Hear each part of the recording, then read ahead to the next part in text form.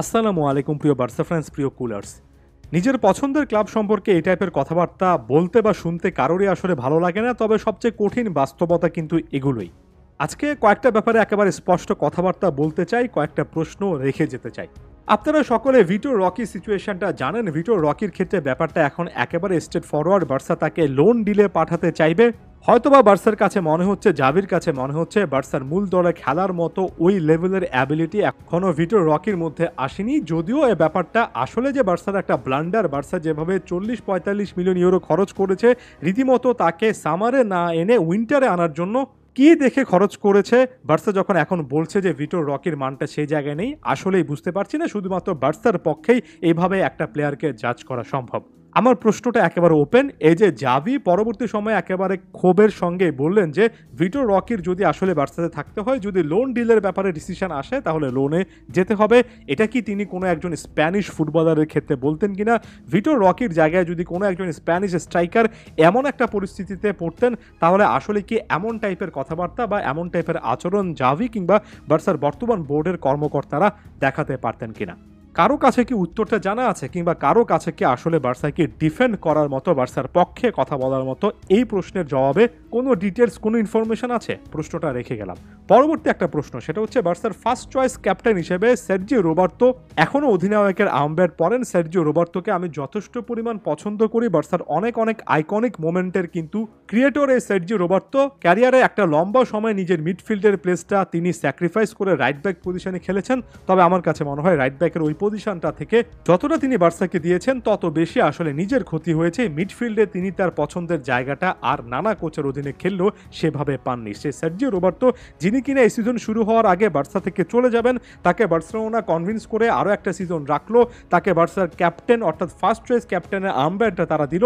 এই সিজন শেষে Sergio Roberto চলে যাবেন, এমন সিচুয়েশনে আরও একবার দেখা যাচ্ছে যে বার্সেলোনা হয়তোবা আরও একটা সিজন সার্জিও রোবার্তো সার্ভিসটুকু চাইতে পারে এবং সার্জিও রোবার্তোকে ফার্স্ট চয়েস ক্যাপ্টেন হিসেবে, যিনি কিনা ফার্স্ট 11-এ অনেক ম্যাচে জায়গা পান না, যিনি কিনা রাইট ব্যাক পজিশন থেকে রাইট মিডফিল্ড কিংবা মিডফিল্ডের কোনো একটা জায়গায় চলে এসেছেন, এমন একজন প্লেয়ার যিনি দলের জন্য স্যাক্রিফাইস করতে করতে দলের জায়গাটাই হারিয়ে ফেলেছেন এবং এখন ফার্স্ট চয়েস প্লেয়ার হিসেবে অনেক সময় বিবেচিত হন না। তিনি আবার বার্সার ফার্স্ট চয়েস ক্যাপ্টেন, আবার লিওনেল মেসির সঙ্গে ইন্টার মায়ামিতে যোগ দিতে চান, সেটাও পারছেন না। বার্সার প্রতি ভালোবাসা আছে, রীতিমতো দ্বিধা দ্বন্দ্বে আছেন। এই জিনিসটা, এই অফারগুলো বার্সা একজন স্প্যানিশ সার্জিও রোবার্তোকে আসলেই অফার করছে। সার্জিও রোবার্তো যদি অন্য কোনো দলের প্লেয়ার হতেন, অর্থাৎ অন্য কোনো দেশের হতেন, বার্সা কি এমন টাইপের অফার তাকে করতো কিনা? তাকে কি ফার্স্ট চয়েস ক্যাপ্টেন হিসেবে স্টার্টিং লাইন আপে না থাকলেও এভাবে ধরে রাখার চেষ্টা করতো কিনা? লাস্ট একটা এক্সাম্পল দিই। বার্সেলোনা শেষ পর্যন্ত গিদো রদ্রিগেসের সঙ্গে একটা চুক্তি হয়তোবা করে ফেলবে, একটা ভার্বাল এগ্রিমেন্টে পৌঁছে গিয়েছে, এমন টাইপের কথাবার্তা শোনা যাচ্ছে। আমি এখনো বলছি, একেবারে ক্লিয়ারলি বলছি, অনেকে না বুঝে কিন্তু ভুল বোঝেন। গিদো রদ্রিগেস বার্সাতে আসতে বার্সাকে কোনো রকমের ট্রান্সফার ফি দিতে হবে না। একজন ব্যাকআপ সেন্ট্রাল ডিফেন্সিভ মিডফিল্ডার হিসেবে গিদো রদ্রিগেস আর্থিক দিক থেকে ভালো একটা চয়েস।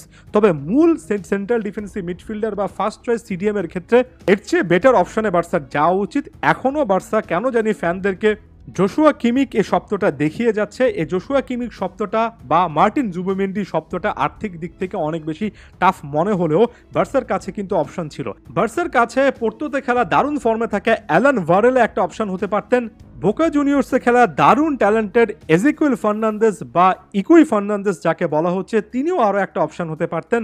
দুজনই হ্যাপেন্স টু বি আর্জেন্টাইন। শুধুমাত্র আর্জেন্টাইন প্লেয়ার হিসেবে তাদের নাম বলছি না, বরঞ্চ সিডিএম পজিশনে তারা আসলে যে স্টাইলের ফুটবল খেলছেন সেজন্য আসলে তাদের নাম বলছি। এখানে তাদের আর্জেন্টিনার পরিচিতিটা আসলে মুখ্য কোনো কিছু না। তবে বার্সা আসলেই এই ব্যাপারগুলোতে কোনো রকমের মনোযোগ দিচ্ছে না। গিদো রদ্রিগেসকে তারা কিন্তু আর্জেন্টাইন প্লেয়ার হিসেবে আনেনি, ফ্রিতে আসতে পারবেন এমন টাইপের একটা চিন্তা থেকে হয়তো বা আনবে। অ্যালান ভারেলা, এজিকুয়েল ফার্নান্দেজ বা ইকুই ফার্নান্দেজের ক্ষেত্রে তাদের ট্যালেন্টটাই তাদের পক্ষে কথা বলছিল।